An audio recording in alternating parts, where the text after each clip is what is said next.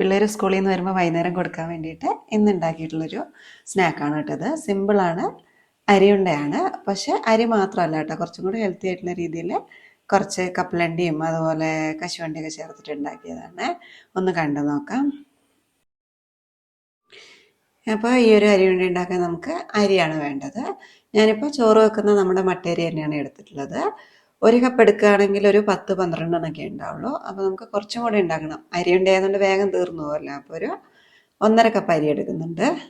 ഇത് വാങ്ങിയ അരിയാണ്, അതുകൊണ്ട് ചൂടുവെള്ളം ഒഴിച്ചിട്ട് നന്നായിട്ട് കഴുകിയെടുക്കുകയാണ്. 4-5 പ്രാവശ്യം കഴുകുന്നുണ്ട്. ഇനി വെള്ളം കളയാൻ വേണ്ടിയിട്ടൊരു അരിപ്പയിലേക്ക് ഇട്ട് വെക്കുകയാണ്. ഇനി അതെല്ലാം നമുക്ക് പെട്ടെന്ന് ചെയ്യണമെന്നുണ്ടെങ്കിൽ ഒരു കോട്ടൺ തുണിയിലേക്ക് ഫാനിൻ്റെ അടിയിലേക്ക് നിരത്തി വെച്ച് കൊടുത്താൽ മതി. പെട്ടെന്ന് തന്നെ വെള്ളം വലിഞ്ഞ് കിട്ടുക. ഇതാകുമ്പോൾ ഒരു 3-4 മിനിറ്റ് എടുക്കും നമ്മളിതുപോലെ അരിപ്പയിലേക്ക് ഇട്ട് വെക്കുകയാണെങ്കിൽ. ഇനി ഇതൊന്ന് വറുത്തെടുക്കണേ. അടി കട്ടിയുള്ളൊരു പാത്രം വെക്കുന്നുണ്ട്. ഞാനിപ്പോൾ മൺചട്ടിയാണ് വെച്ചിട്ടുള്ളത്. ഇതിന് പകരമായിട്ട് നമുക്ക് ഇൻഡാലിയത്തിൻ്റെ ചീൻചട്ടി അതല്ലെങ്കിൽ കാസ്റ്റൈൻ്റെ ചീൻചട്ടി ഏത് വേണമെങ്കിലും എടുക്കാം കേട്ടോ. നല്ല കട്ടിയുള്ള പാത്രത്തിൽ നല്ല ചൂടിന് വറുത്തെടുക്കുകയാണെങ്കിൽ അരി നന്നായിട്ട് പൊരിഞ്ഞു വരും. അതല്ലെങ്കിൽ തീ കുറച്ച് വെച്ചിട്ട് നമ്മൾ അധികം കട്ടിയില്ലാത്ത പാത്രത്തിൽ വറുക്കുകയാണെങ്കിൽ അരി മുഴുവൻ വിങ്ങിയ പോലെ ഇരിക്കും, നന്നായിട്ട് പൊരിഞ്ഞു വരില്ല. കൈയെടുക്കാതെ ഇളക്കിക്കൊണ്ടിരിക്കുകയാണ് കേട്ടോ, അതല്ലെങ്കിൽ അടിയിലത്തത് കരിഞ്ഞു പോകില്ലേ.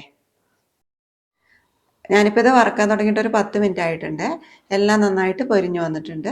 ഇനിയും വെച്ചിട്ടുണ്ടെങ്കിൽ ചിലപ്പോൾ കരിഞ്ഞു പോകും. ഞാനിപ്പം സ്റ്റൗ ഓഫ് ചെയ്യുകയാണ്. എന്നിട്ട് ഇതൊരു സ്റ്റീൽ പ്ലേറ്റിലേക്ക് ഇട്ട് വെക്കുകയാണ്. അതിൽ തന്നെ വെച്ചിരിക്കുകയാണെങ്കിൽ, ചട്ടി തന്നെ വെക്കുകയാണെങ്കിൽ ചിലപ്പോൾ കരിഞ്ഞു പോയാലോ. അതുമല്ല നമുക്കതിലേക്ക് കുറച്ച് കാഷ്യൂനട്ടും പീനട്ടൊക്കെ വറുത്തെടുക്കാനുണ്ട്.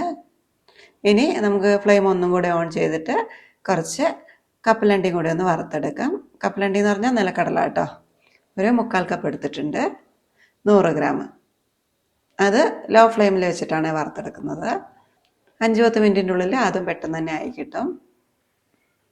വറുത്ത കടലയുണ്ടെങ്കിൽ അതെടുത്താലും മതി കേട്ടോ. ഇതിപ്പോൾ പച്ചക്കടല ആയതുകൊണ്ടാണ് വറുത്തെടുക്കുന്നത്. വറുത്ത കടലയാണെങ്കിലും ഒന്ന് പൊടിഞ്ഞു കിട്ടണമെന്നുണ്ടെങ്കിൽ ഇതുപോലെ ഒരു 1-2 മിനിറ്റ് ഒന്ന് ചൂടാക്കി എടുത്തോ. കടല ആയിട്ടുണ്ട്, എല്ലാം പൊട്ടി വന്നിട്ടുണ്ട്. ഞാൻ എടുക്കുകയാണ്. ഇപ്പം നോക്കുമ്പോൾ ചിലപ്പോൾ ചതുങ്ങി കളിക്കുമായിരിക്കും, പക്ഷേ കുറച്ച് നേരം ഒന്ന് പുറത്തിരുന്ന് തണുത്ത് കഴിയുമ്പോൾ ഒന്നും കൂടി ഒന്ന് മുറുകിയിട്ട് പാകത്തിനായിക്കോളും, നല്ല ക്രിസ്പി ആയിക്കോളും. അപ്പോൾ കടല ഇതുപോലെ ഒരു പ്ലേറ്റിലേക്ക് മാറ്റിയിട്ടുണ്ട്. ഇനി ഒരു പിടി കശുവണ്ടിയും കൂടെ ചേർത്ത് കൊടുക്കുന്നുണ്ട്. കാഷ്യൂനട്ട് ഒരു 20 എടുത്തിട്ടുണ്ട്. കൂടുതൽ വേണമെങ്കിൽ എടുക്കാം കേട്ടോ. ഞാനിപ്പോൾ ഇത്രയും എൻ്റെ അടുത്തുള്ളൂ, അത് മാത്രം ചേർക്കുകയാണ്. ഇതൊരു 1-2 മിനിറ്റ് ചെറിയ തീയിൽ വെച്ചിട്ട് അങ്ങ് ഒന്ന് ഫ്രൈ ആക്കി എടുക്കുന്നുണ്ട്. കരിഞ്ഞു പോകണ്ട, പെട്ടെന്ന് തന്നെ പുറമൊക്കെ കളർ മാറുക. പൊടിഞ്ഞു കിട്ടാൻ എളുപ്പത്തിലൊന്ന് ക്രിസ്പി ആയി കിട്ടിയാൽ മതി. കാഷ്യൂനട്ടും ഫ്രൈ ആയി വന്നിട്ടുണ്ട്. ഇതും കടലേൻ്റെ കൂടെ പ്ലേറ്റിലേക്ക് മാറ്റുകയാണ്. ഇനി അരിയും കാഷ്യൂനട്ടും കടലയൊക്കെ ഒന്ന് തണുത്ത് വന്നോട്ടെ. തണുക്കുമ്പോൾ നമുക്ക് ജാറിലിട്ടിട്ട് പൊടിച്ചെടുക്കാം. എല്ലാം തണുത്ത് വന്നിട്ടുണ്ട്. ഞാനിത് പൊടിച്ചെടുക്കുകയാണ്. അരിയൊക്കെ പൊടിക്കുന്ന ജാറുണ്ടല്ലോ, അതിലേക്കാണ് ഇടുന്നത്. ഇത്രയും ഉണ്ടല്ലോ. ഇനി അഥവാ കൊണ്ടില്ലെങ്കിൽ നമുക്ക് 2 പ്രാവശ്യമായിട്ടൊന്ന് പൊടിച്ചെടുക്കാം. ആദ്യം അരി പൊടിച്ചെടുക്കാം കേട്ടോ. അരി പൊടിക്കുന്നതിൻ്റെ കൂടെ ഒരു 4-5 ഏലക്ക ഒന്ന് തോല് കളഞ്ഞിട്ട് അതും കൂടെ ഇട്ട് കൊടുക്കുന്നുണ്ട്. ഇനി നമ്മുടെ അടുത്ത് പൊടിയാണ് ഉള്ളതെങ്കിൽ പൊടി നമ്മൾ അവസാനം മിക്സ് ചെയ്യുന്ന സമയത്ത് ചേർത്താൽ മതി. ഇതിപ്പോൾ ഇതുപോലെ സീഡായിട്ടാണല്ലോ ഉള്ളത്, അത് ഇതിൻ്റെ കൂടെ തന്നെ അങ്ങ് പൊടിച്ചെടുക്കാം. അപ്പോൾ അതും കൂടെ ഇട്ടിട്ട് പൊടിച്ചെടുക്കുന്നുണ്ട്. നല്ല ഫൈനായിട്ട് തരിയില്ലാതെ പൊടിച്ചെടുക്കാം കേട്ടോ. പെട്ടെന്ന് തന്നെ പൊടിയല്ലോ, അപ്പോൾ നമുക്ക് എളുപ്പമുണ്ട് ഫൈനായിട്ട് തന്നെ പൊടിച്ചെടുക്കാം. ഇത് കണ്ടില്ലേ, ഒട്ടും തരിയില്ലാതെ പൊടിച്ചിട്ടുണ്ട്. ഇനി ഇതിലേക്ക് നമ്മൾ വറുത്ത് വെച്ചിരിക്കുന്ന കപ്പലണ്ടി കശുവണ്ടിയൊക്കെ ഇട്ട് കൊടുക്കാം. കപ്പലണ്ടി വേണമെങ്കിൽ ഒന്ന് തൊലി കളഞ്ഞിട്ട് ഇട്ട് കൊടുക്കാം കേട്ടോ. വേണമെങ്കിൽ മതി, ഇല്ലെങ്കിൽ തൊലിയോടെ കൂടെ തന്നെ പൊടിച്ചാലും കുഴപ്പമൊന്നുമില്ല. ഞാനിപ്പോൾ ഒന്ന് തൊലി കളഞ്ഞെടുത്തിട്ടുണ്ട്, അത് ഇതിലേക്ക് ഇട്ട് കൊടുക്കുന്നുണ്ട്. അതിൻ്റെ കൂടെ കാഷ്യൂനട്ട് ഇട്ടിട്ടുണ്ട്. ഇനി ഇതെല്ലാം കൂടെ ഒന്നും കൂടി ഒന്ന് പൊടിച്ചെടുക്കാം. അപ്പോൾ ഇത് അരി പൊടിച്ചതിലേക്ക് കാഷ്യൂനട്ടും പീനട്ടും എടുത്തിട്ട് പൊടിച്ചെടുത്തിട്ടുണ്ട്. ഇനി ഇതിലേക്ക് നമുക്ക് തേങ്ങയും ശർക്കരയും കൂടെ ചേർക്കണേ. 1.5 കപ്പ് തേങ്ങ ചേർക്കുന്നുണ്ട്. നമ്മൾ 1.5 കപ്പ് അരിയാണല്ലോ എടുത്തത്, അത്രയും തന്നെ തേങ്ങ ചേർക്കുന്നുണ്ട്. പിന്നെ ഇതാ ഇത്രയും ശർക്കര പൊടിച്ചതും കൂടെ ചേർക്കുന്നുണ്ട്. ഇതൊരു 150 ഗ്രാം ശർക്കരയുണ്ട്. 4 അച്ച് ശർക്കര ഉണ്ടായിരുന്നു. കവറിലിട്ടിട്ട് ഒന്ന് കുത്തി പൊട്ടിച്ചെടുത്തതാണ്. അന്നേരം ഒരു 1/4 കപ്പൊക്കെ ഉണ്ട്.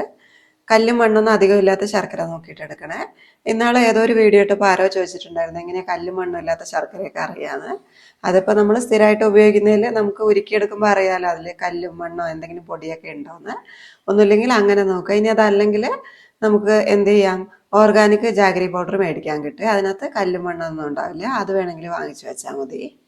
എല്ലാം കൂടി ഇതിൽ പൊടിച്ചെടുക്കാൻ പറ്റും തോന്നുന്നില്ല. ഞാൻ 2 പ്രാവശ്യമായിട്ട് പൊടിച്ചെടുക്കുകയാണ് കേട്ടോ. ഇത് നമുക്കൊരു പ്ലേറ്റിലേക്ക് ഇട്ടിട്ട് ഒന്ന് മിക്സ് ചെയ്തെടുക്കാം. എന്നിട്ട് പകുതി പകുതി അങ്ങ് പൊടിച്ചെടുക്കാം.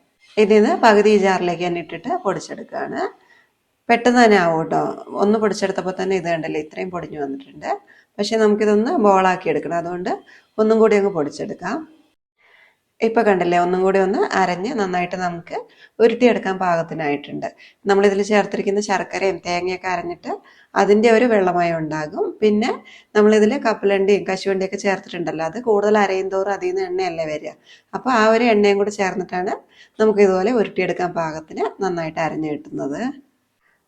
2-3 തവണ അടിക്കുമ്പോഴേക്കും തന്നെ നമുക്ക് കുഴച്ചെടുക്കാൻ പാകത്തിനാകും കേട്ടോ. പിന്നെ അടിക്കുകയാണെങ്കിൽ വീണ്ടും വീണ്ടും കുഴഞ്ഞു വരുവുള്ളൂ, കപ്പലണ്ടിയിൽ നിന്ന് കശുവണ്ടിയിൽ നിന്നൊക്കെ ഉള്ള എണ്ണയായിട്ട്. അപ്പോൾ പാകത്തിന് ഉരുട്ടാൻ പാകത്തിനാകുമ്പോൾ അടിച്ചെടുക്കുന്നത് അങ്ങ് സ്റ്റോപ്പ് ചെയ്യുക. ഇനി നമുക്ക് രണ്ടാമത്തെ സെറ്റും കൂടി അങ്ങ് പൊടിച്ചെടുക്കാം. കുറച്ചും കൂടെ ഉള്ളൂ കേട്ടോ, അതും കൂടി അങ്ങ് പൊടിച്ചെടുക്കട്ടെ. ഇത് ഞാൻ കൂടുതൽ പ്രാവശ്യം അടിക്കുന്നില്ല കേട്ടോ. നേരത്തേത് കുറച്ച് കൂടുതലായി പോയ പോലെ ഉണ്ട് കുഴഞ്ഞത്. അതുകൊണ്ട് ഇത് 1-2 പ്രാവശ്യം മാത്രമേ അടിച്ചെടുക്കുന്നുള്ളൂ. അത് നമുക്ക് ഈ ബൗളിലേക്ക് തന്നെ ഇട്ട് കൊടുക്കാം.